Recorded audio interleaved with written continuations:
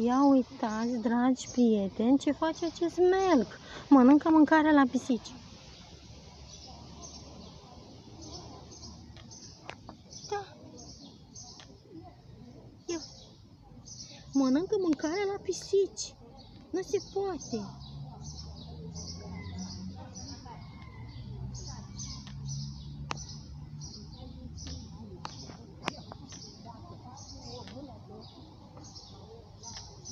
Ai venit și tu? Da? Uite ce face melcul, îți mănâncă mâncare. Uite. Îți papă mâncarea, melcul.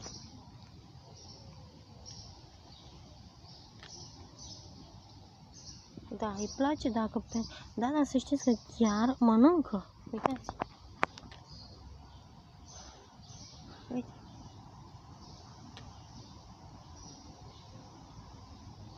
Deci chiar mănâncă melcul.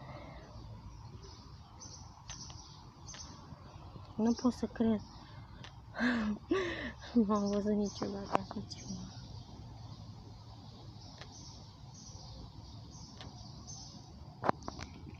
Uai, și tu bei apă așa? Pisicuța fără codiță.